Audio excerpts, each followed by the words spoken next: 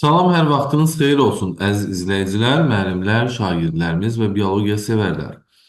Biz bu günləri sizinlə Time sınaq toplusundan ümumi sınaq 28-in testlərinin izahlarını verəcəyik. Başlayırıq birinci sualdan. Bizə deyilir ki, şəkildəki canlı haqqında hansı fikir yanlışdır? Şəkildə akula göstəribdir və indi baxaq görək bununla bağlı olan səhv fikirlər hansıdır? Deyir ki, bədəndəki təzyiq sudakı təzyiqdən aşağıdır. Akula duzlu sularda yaşayırdı və sudakı təzyiq bədəndəki təzyiqdən nə olurdu? Yuxarı olurdu. Yuxarı olurdu. Və bu da bədəndəki təzyiqin aşağı olduğunu göstərir. Birinci fikir doğrudur. İkinci fikirdə bizə deyir ki, yaşadığı mühitdə təzyiq aşağıdır. Xeyr, yuxarı olurdu. Çoxlu sidi ifraz edirdi. Xeyr, çox az miqdarda sidi ifraz edirdi. Dördüncü fikir elə burada düz olmuş olur. Heç vaxt su içmirlər, çoxlu miqdarda su içirdilər. Bu fikir səhvdir.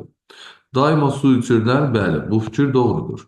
Cavabımız 2, 3, 5 A bəndi olacaq.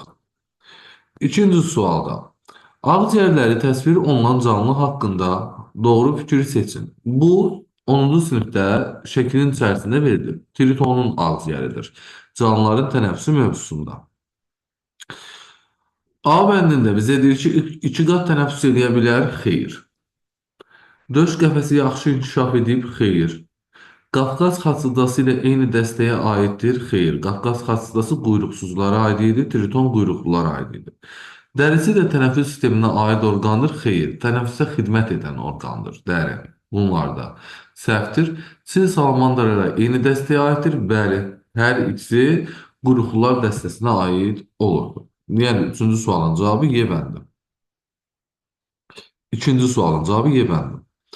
Üçüncü suala gəldik. Fotosintez zamanı reaksiyaya daxil olan karbon qazının miqdarı ayrılan oksigen qazının miqdarı arasındakı fərq 48 qram olarsa, əmələ gələn üzüm maddənin miqdarı neçə qram olar? Gəlin baxaq. Fotosintezin reaksiyası 6 mol karbon qazı üstə gəlsin 6 mol su alınır glikoza və 6 mol oksigen. 6 mol karbon qazının kütləsi 6 vurulsun 44 edir 264. 6 mol oksigenin kütləsi isə 6 vurulsun 32 deməkdir. Bu da 192 edir. Bunlar arasındakı fərq 72 qramdır. 72 qram fərq olanda reaksiyada görürük ki, 180 qram glikoz alınır. Bəs 48 qram fərq olan zaman nə qədər glikoz alınacaq? X bərabərdir. 180-i vururuq 48-ə, bölürük 72-yə. 18-i ixtisar aparanda burada 10 qalır, burada 4 qalır. Onu 48-ə vuranda 480, onu da 4-ə böləndə 120 edir. Cavabımız, yəni C bəndi.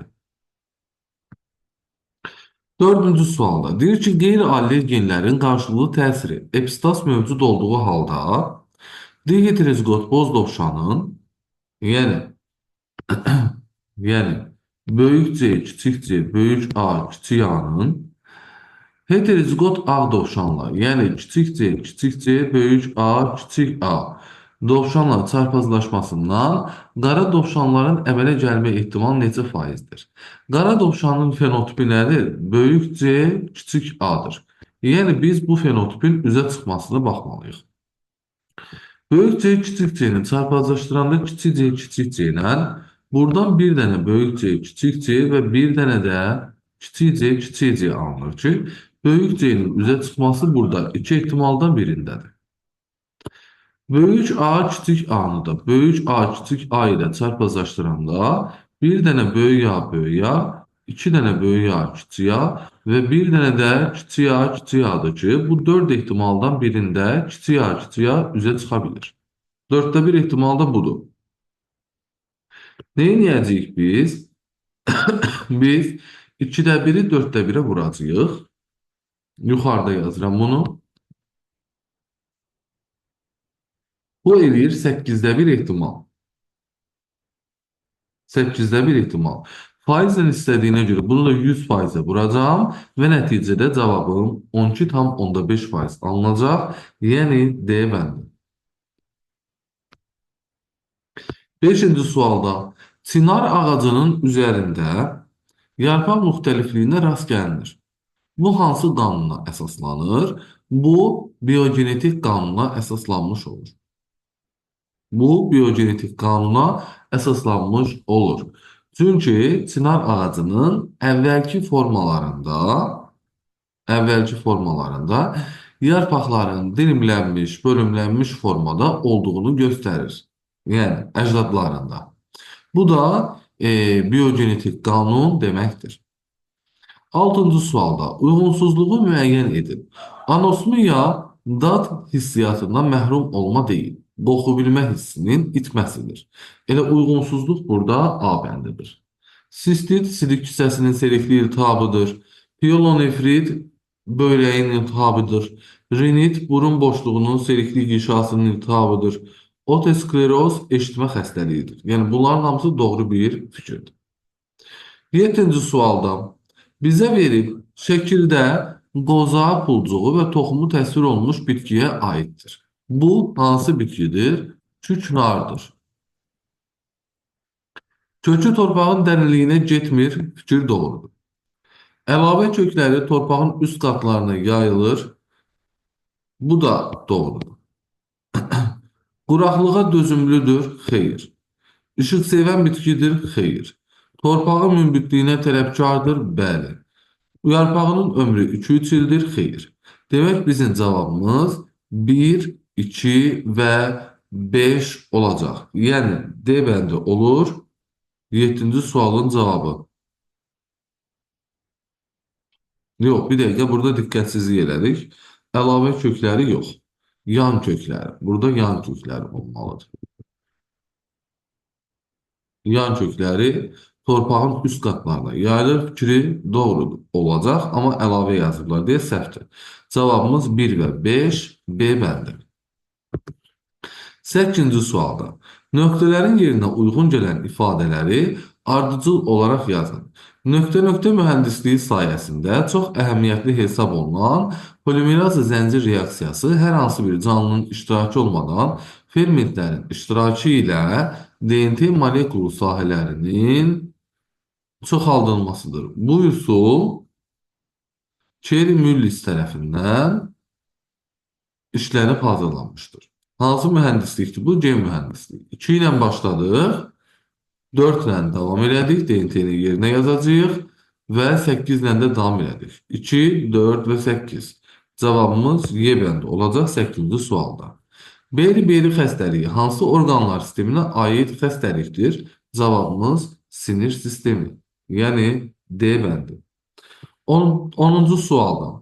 Sxemə əsasən X plus Y plus Z cəmi 85 olarsa, günəbaxan bitkisinin zoğunda olan buğum aralarının sayını hesablayın. Gəlin baxaq. Oleandrda buğum sayı n-dirsə, yarpaqların minimum sayı hər buğuma 3 yarpaq birləşdiyini nəzərə alaraq x-in qiymətini qoyacaq 3-in. Dükkanda buğum sayı n üstə gəlsin 1-dirsə, hər buğuma 2 yarpaq birləşdiyinə görə n plus 1-i 2-yə vuracaq. Olacaq 2n plus 2. Günə baxanda isə hər buğuma 1 yarpaq birləşdiyinə görə elə yarpaq sayı olacaq n çıxılsın 1. Bunların cəmini bizə verib 85. Yəni 3n üstə gəlsin 2n plus 2, üstə gəlsin n çıxılsın 1. Yəni bu nə deməkdir bizdə? 6n çıxılsın, üstə gəlsin 1, bərabərdir 85-ə. 6n bərabərdir 84-ə, n-imiz də bərabərdir 12-yə. Nə deyir? Günəbaxan bitkisinin zoğunda buğum aralarının sayı. N-imiz 12-dirsə, onda n çıxılsın 1-imiz nəyə bərabərdir? Yəni 12-dən çıxacaq 1-i, burada qalacaq 11 dənə buğum. Buğumdan da bir ədəd az, 11-dən çıxacaq biri, qalacaq 10 dənə buğum arası.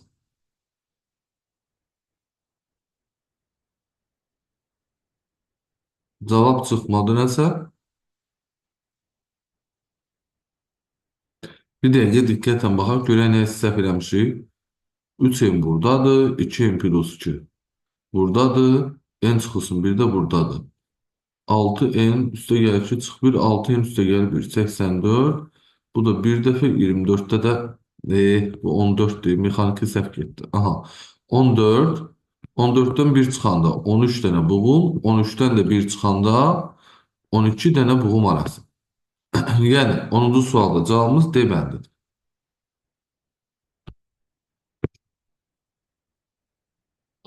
11-ci sualda noxud, darı və qarğıdalı toxumlar cücərərkən bərabər miqdarda su udmuşdur. Həmən bunu bu şəkildə qeyd edirik. Noxud, qarğıdalı və darı. Hər üçünün udduğu su bərabər miqdarda olur. X qədər hər üçü sudur. Bəs bunların quru kütləsinə gələndə, noxudun quru kütləsi öz udduğu su qədər. Qarğıdalıda quru kütlə udduğu sudan 2 dəfə çox. Darıda isə quru kütlə udduğu sudan 4 dəfə çoxdur. Deyir ki, darı toxumlarının quru kütləsi 16 kiloqramdır. Yəni 4x bərabərdir 16-dırsa, x-imiz də bərabərdir 4-ə. Bütün toxumların quru kütlələrinin cəmini hesablayın. Quru kütlələr bax burada verilir. Üçünün cəmi 7x eləyir. 7-ni də 4-ə vuranda cavabımız 28 alınır. Yəni B bəndi olacaq bizim 11-ci sualın cavabı. 13-cü sualda məhv olmuş orqanizmlərin redusentlər tərəfindən mineral maddələr qədər parçalanması canlı maddənin hansı funksiyasına aiddir? Cavabımız C bəndi olur, biokimyəvi funksiya. 4 dənə dostu Zeynəbdir, Ruhiyyədir, Ayseldir və Güneldir. Gənclik parkına səyahətə getdilər.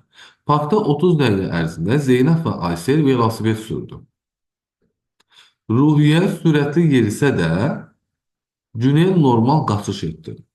Bu müddətdə dostların sərf etdiyi enerjinin cəmini hesablayın. Cəmini hesablayın. Biz dedik ki, sürətli yerişlə 5 dəqiqə, normal qaçışla 2 dəqiqə, velosiped sürəndə isə 3 dəqiqədə 100 kilojul enerji sərf etmiş oluruq. İndi Zeynəb və Aysel velosiped sürüblər. Deməli, bunların hər biri 3 dəqiqədə 100 kilojul sərf ediblərsə, bəs 30 dəqiqədə nə qədər sərf edəcəklər? X burada bərabər olacaq 1000. Yəni Zeynəb də 1000-dir, Aysel də 1000-dir. Ruhiyyə sürətli yeriyib. Yəni 5 dəqiqəyə 100 kilojul sərf edibdir. Bunu da hesablasaq, 5 dəqiqəyə 100 kilojul sərf edibsə, 30 dəqiqəyə x qoyacaq, x bərabərdir 600. Ruhiyyə oldu 600. Günel də normal qaçıb. Yəni 2 dəqiqəyə 100 kilojul sərf edibsə, bəs 30 dəqiqəyə nə qədər olacaq? X da bərabərdir 1500 kilojul. Günel də oldu 1500. Bunları toplayanda cavabımız eləyir 4100. Yəni 13-cü sualın cavabı A bəndi olacaq. Davam edirik. 14-cü sualda bizə deyir ki, iynəyarpaqlı bitkilər yarandığı geoloji dövrdə meydana çıxıb. İynəyarpaqlı bitkilər biz bilirik ki, daş kömür dövründə meydana çıxmışdı. Daş kömür dövründə meydana çıxıb. İndi ürəkdə mədəciklər arasında yarımçıq ara kəsmə, elə cavabımız budur da. Sürünənlərdə olmuşdu, bu da daş kömürdeydi. Onurğalılarda sümük toxması ordovik. Məməlilərdə plasenta təbaşir. Uçan onurğalılar yura. Tozlayıcı hücreler debaşır. Bize 15-ci sualda deyir ki, ziqotun bölünməsi zamanı 64 blastomer əmələ gəlmişdir. Demək, birindən ikisi, ikisindən dördü, dördündən səkkizi, səkkizindən 16-sı, 16-dan 32-si, 32-dən 64-dür. Deyir ki, bu zaman neçə hüceyrə ilə uzunluğa bölünməyə məruz qalmışdır? Hüceyrə dediyinə görə ziqotu da götürəcəyik. Birinci, ikinci uzundan sonra eninə, uzunluğa növbələşir. Uzunluğa bölünməyə məruz qalan 1, 2, 8 və 32-dir ki, bunları cəmlədiyimiz zaman bizim cavab versiyamız C bəndi 43 olmuş olacaq. 16-cı sualda. Bir xlamidamanada yosunu cəmi 16 qamçısı olan qamet əmələ gətirir. Burada biz bilirik ki, xlamidamanada yosununda qametlər 2 qamçılıdır. 16-nı bölürəm 2-yə, tapıram ki, 8 dənə qametimiz var. Bu qametlərin hamısı mayalanmada iştirak edərsə, əlverişli şəraitdə əmələ gələn ziqotlardan maksimum neçə fərd əmələ gəlmiş olar? Burada baxın, bir xlamidamanadır yosunu verir. Cinsi çoxalmada biz bilirik ki, 2 yosun iştirak etməlidir. Birinci yosunun 8 qameti iştirak edibsə, ikinci yosunun da 8 qameti mayalanmada iştirak etməlidir. Cəmi 16 dənə qamet iştirak edəcək, yəni mayalanmada. 16 qamet 8 dənə ziqot deməkdir. 2-2 birləşir. 8 ziqotdan meyoz bölünmə ilə 32 dənə zoospor əmələ gəlir və 32 zoospordan da 32 yeni yosun əmələ gəlmiş olur. Yəni bizim cavab versiyamız burada Y bəndi olmalıdır. Bax, burada bir xlamidamanada sözünə diqqət etmək lazım. Diqqət etmək lazım. 17-ci sualda hansı istiqanlı heyvanlar yumurta qoymaqla çoxalır? Ördək burun, bayquş və yexidna. Cavabımız 1, 2 və 5. C bəndi olur bizim cavabımız. 18-ci sualda. Akifin ürək mədəcikləri 5 il diastola vəziyyətində olmuşdur. Baxaq. Stronda 8-də 0,5 saniyədirsə mədəciklərin diastolası. Bəs nə qədər vaxtda 5 il idi? X-ı buradan tapanda olacaq 8 il. Deyir, bu müddət ərzində, yəni 8 il ərzində onun ürəyinin sol qulaqcığından sistolasına nə qədər zaman sərf olunmuşdur? Heç bir fərqi yoxdur. Sağ-sol qulaqcıq yığılması eyni anda baş verir.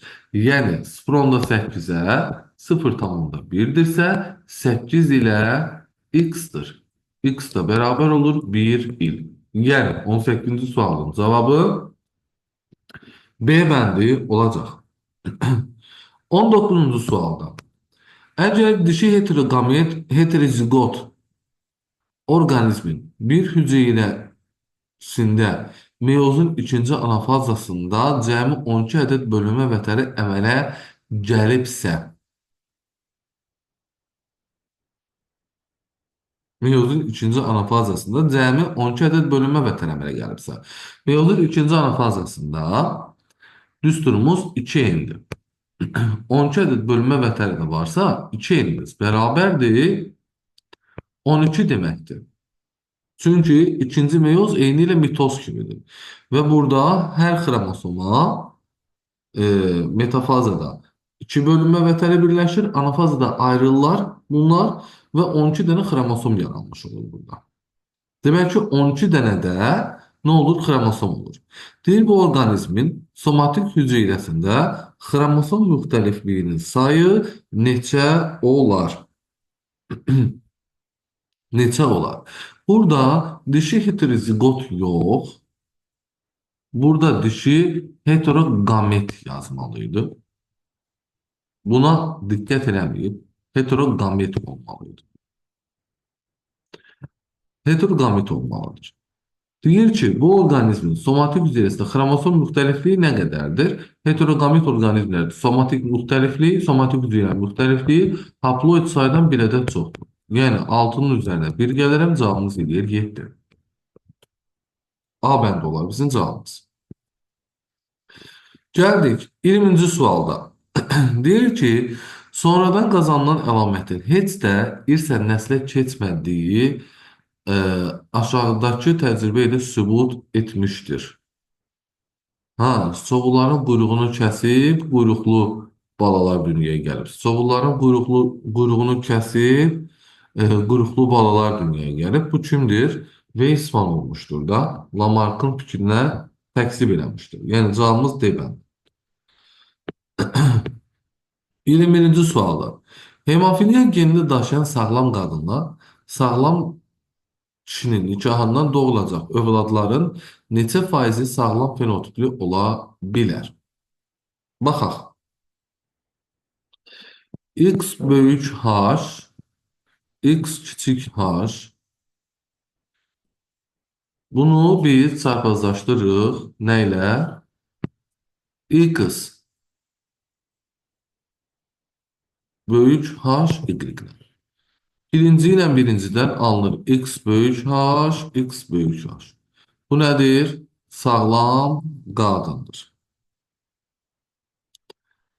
Birinci ilə ikincini çarpazlaşdırırıq. X böyük H, Y. Bu olur sağlam oğlan. İkinci ilə birincini çarpazlaşdırırıq. X böyük H, X kiçik H.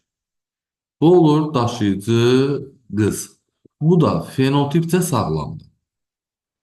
X kiçik H, Y alınır ki sonda. Bu da nədir? Xəstə oğlandır.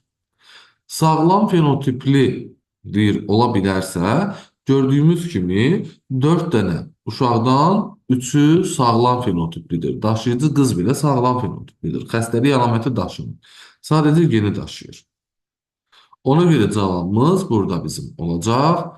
C bəndi 4 dənədən 3'ü.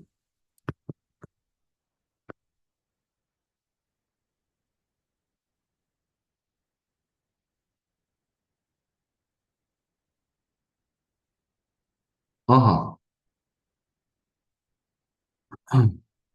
Bu şəkildə qeyd eləmiş olduq. Gəldik 22-ci sualda.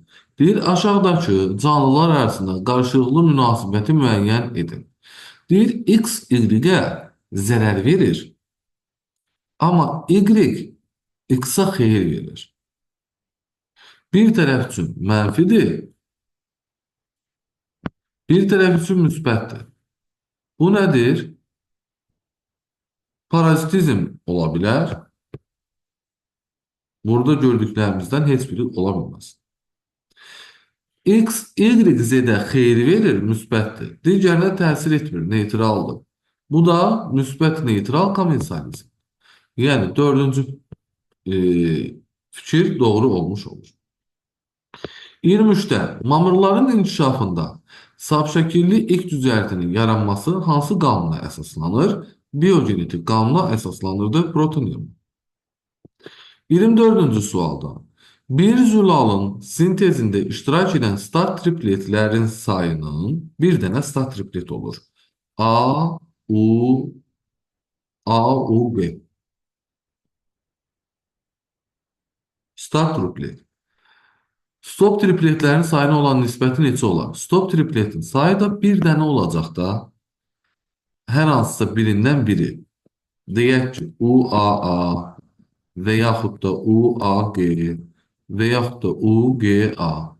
Bir dənə zülaldır. Ona görə 3 stop tripletdən birini götürdük. Nisbətimiz nə olacaq? Birin 1'ə nisbətində. Yəni B bəndi olacaq bizim cavabımız. Ümumi şəkildə sorulsaydı start tripletin, stop tripletlərin nisbəti 1'in 3'ə idi. Amma bir zülal üçün dediyinə görə sadəcə birini götürdük. 25-ci sualda noxud bitkisinin də deheterozigot fərdlərin çarpazlaşması zamanı əmələ gələn nəsildə genotipcə valideynlərdən fərqli formalar hansı hissəni təşkil edir? Biz bilirdik ki, hibrid çarpazlaşmada böyük ya kiçik ya böyük B kiçik B çarpazlaşdıranda böyük ya kiçik ya böyük B kiçik B ilə burada hansı genotiplər yaranırdı? Mən genotipləri yazacağım artıq. Pennet qurmağa burada ehtiyac yoxdur. Demək, 4 dənə böyük ya kiçik ya böyük B kiçik B alınır. 2 dənə böyük ya kiçik ya böyük B böyük B alınır. 2 dənə böyük A, kiçik A, kiçik B, kiçik B alınırdı. 2 dənə böyük A, böyük A, böyük B, kiçik B alınırdı. 2 dənə kiçik A, kiçik A, böyük B, kiçik B alınırdı. Bir dənə böyük A, böyük A, böyük B, böyük B. Bir dənə böyük A, böyük A, kiçik B, kiçik B. Bir dənə kiçik A, kiçik A, böyük B, böyük B və bir dənə də kiçik A, kiçik A, kiçik B, kiçik B'dir ki, gördüyümüz kimi 16 dənə kombinasiya almışıq cəmi rəqəmləri saydığımız zaman. Bundan 4 dənəsi valideynlə eynidir genotipcə. Amma digərləri isə qalan hissə isə valideynlərdən fərqlidir. Yəni 12 dənəsi fərqlidir. Cavabımız yəni burada olmalı. 16-da 12. İxtisar aparanda bunu da 3 bölünsün 4 eləmiş olacaq. Yəni 25-ci sualın cavabı B bəli. 26-cı suala gəlirik. 26-cı sualda deyir ki, aşağıdakı cədvəldə bir xəstəyə verilən vitaminlər nəticəsində xəstənin vəziyyəti göstərilmişdir. Bu insan hansı xəstəlikdən əziyyət çəkir? Ən rahat bunu tapmağın yolu bilirsiniz nədir? Ən rahat yolu. Bax, burada A vitamini verib, burada da A vitamini verib. Hər ikisində var da bu, düzdürmü? A vitamini verəndə sağalmayıb, bu birisində sağalıb. Demək ki, A vitamininlə əlaqəsi yoxdur bunun.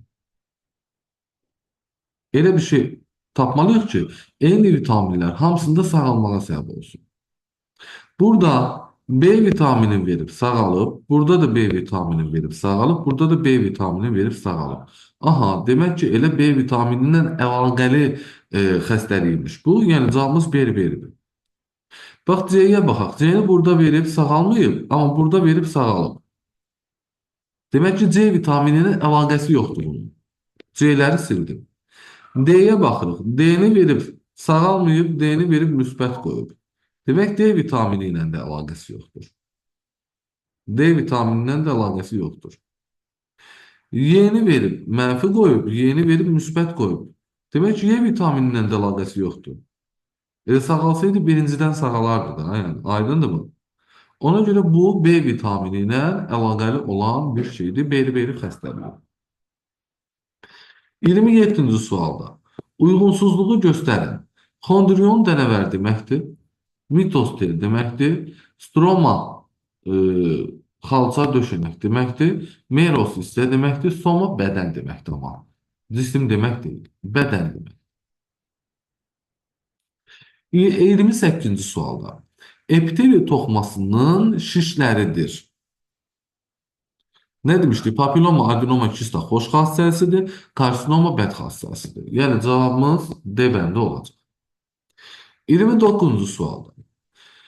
Fəqərə veribdir. X-la Y-in birləşmə əməl gətirdiyi sümük sayı 2-dir. Y-lə Z-in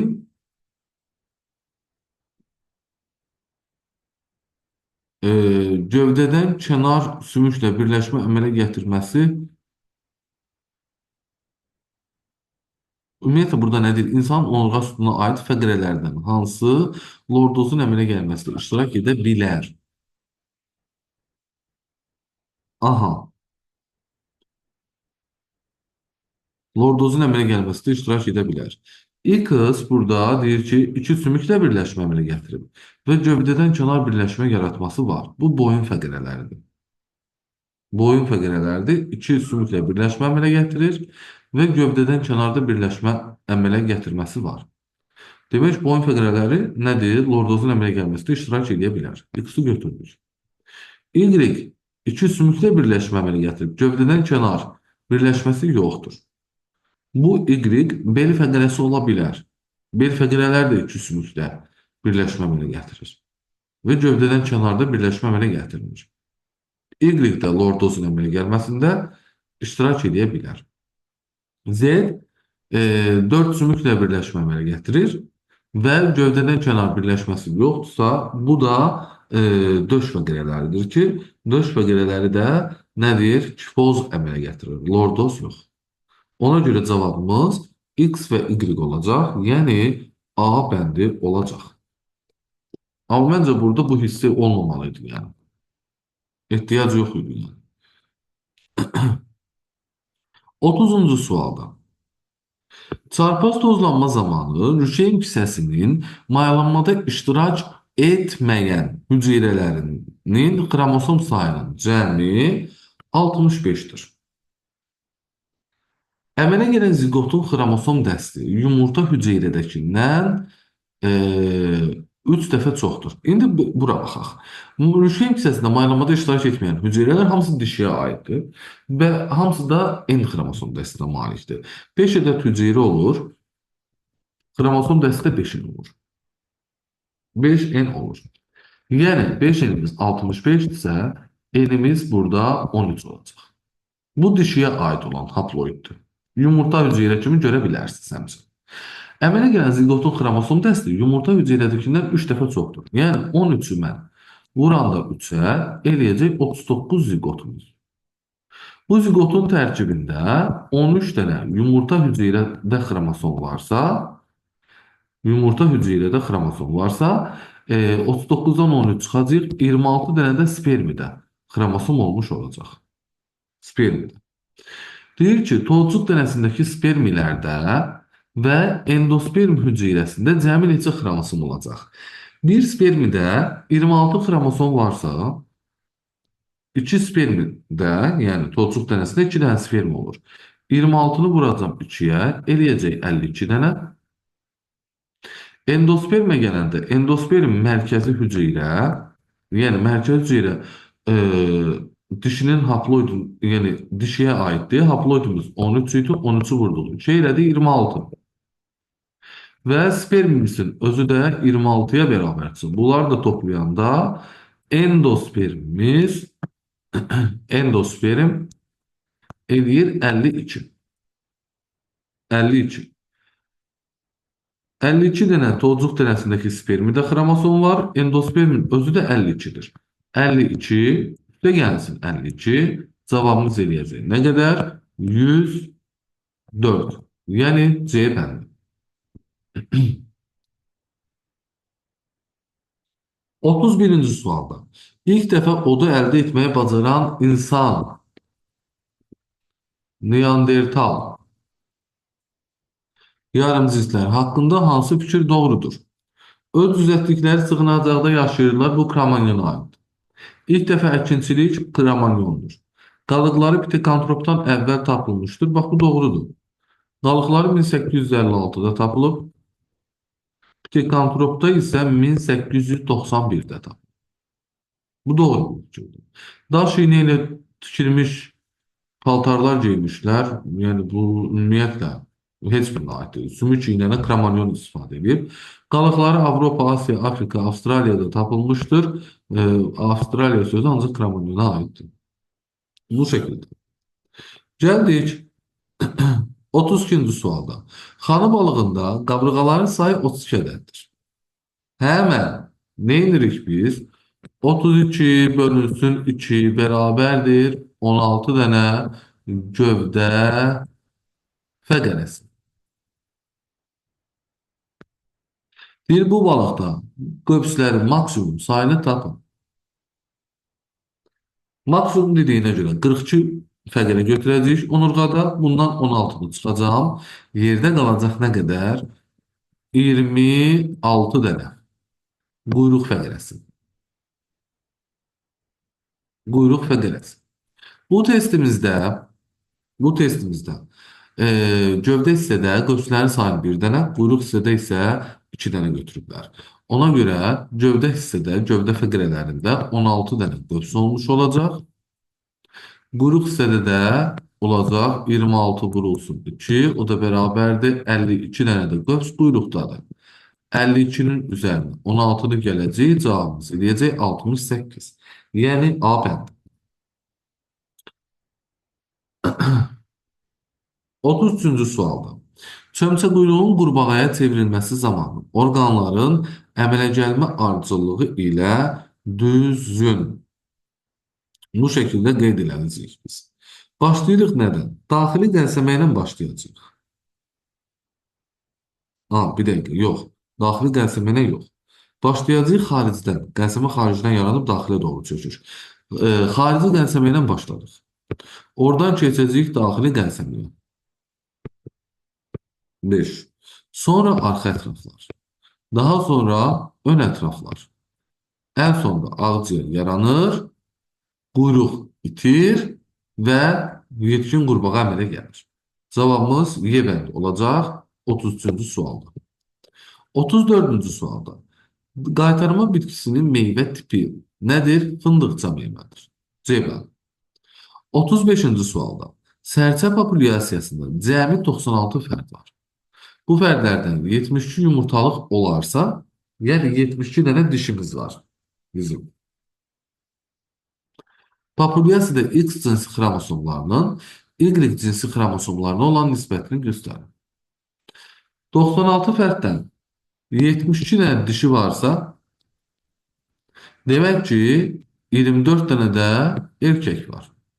72 dişidə 72 X var, 72 Y var. 24 dənə erkəkdə isə XX daxı 48 dənə X var. X-ları toplayanda eləyəcək 120 dənə X, 72 dənə Y. Bunları ixtisara aparanda 24-ə böldüyümüz zaman alınır 5 dənə X-in 3 dənə Y-ə nisbəti. Yəni cavabımız 35-ci sualda A bəndi. Davam edirik. 36-cı sualda. Qaraciyər sorusunun neçə inkişaf mərhələsinə əsas sahibi bədəndə rast gəlinir? Demək, burada nə var idi? Yetkin fərddən yumurta zaten əsas sahibin bədənində yaranırdı. Və sista mərhələsində də gəlib bura düşmüş olurdu. Ona görə 3 inkişaf mərhələsi götürəcəyik C bəndi. 37-ci sualda. İki növ genotipə malik olan qan qrupu haqqında hansı fikir yanlışdır? İki növ genotipi olan ikinci qan qrupudur ki, AA ola bilər, A0 ola bilər, BB ola bilər, B0 ola bilər. Bir də üçüncü qan qrupu. Plazmasında anti-A antiteli ola bilər, üçüncü qan qrupusa ola bilər. Eritrositlərində A antigeni ola bilər, İkinci qan qrupucusu ola bilər. Plazmasında anti-B antiteli ola bilər, ikinci qan qrupucusu ola bilər. Yalnız heterozigot genotipə malik qan qrupu insandan qan ala bilər. Bu fikir doğru deyil. Eritrositlərində olan antigen sayı plazmasında olan antigen sayına bərabər ola bilər. Bəli, bu da doğru bir fikirdir. Yəni cavabımız D bəndi olacaq bizim. 38-ci sualda noxud bitkisinin bir çiçəyində olan strukturların cəmi demək, çiçəyimiz K5, 5 dənə kəsə yarpağı bitişik, L ikisi bitişik, 3-ü sərbəst, Y 9-u bitişik, 1-i sərbəst və D 1-dir. Noxud bitkisinin bir çiçəyində olan strukturların sayı 5, 10, 20, 21, bir dənə saplaq, bir dənə çiçək yatağı 23. Bu elədir 23. Bitişik olan strukturların cəmindən 5 dənə kəsə yarpağı, 2 dənə əlçək, 9 dənə erkəkcik bitişikdir ki, bitişik olan strukturların sayı da 16-dır. Neçə ədəd çoxdur? Cavabımız C bəndi 7 ədəd çox olmuş olacaq.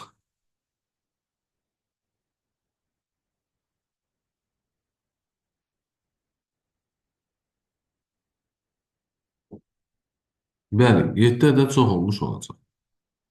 Bu şəkildə qeyd eləmiş olduq.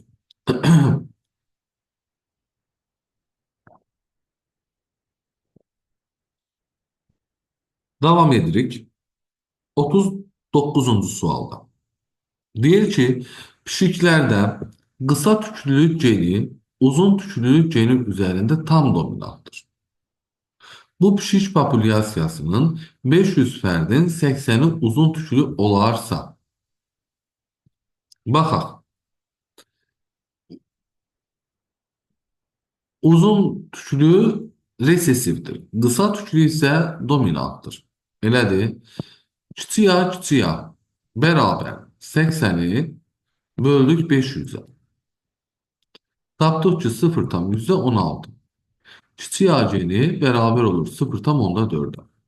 Böyük A üstə gəlsin kiçik A bərabərdir 1 düsturundan. Böyük A'mızı tapanda birdən çıxırıq kiçik A'dan. O da bərabərdir 1 çıxılsın 0,4. Yəni böyük A'mızın qiyməti bərabər oldu 0,6'ya. Deyir ki heterozigot qısa tüklü pişiklərin heterozigot qısa tüklü 2 dənə böyük A, kiçik A bərabərdir. 2 vurulsun 0,6 vurulsun 0,4. O da edir 0,48. Yəni 48% deməkdir. 48% deməkdir.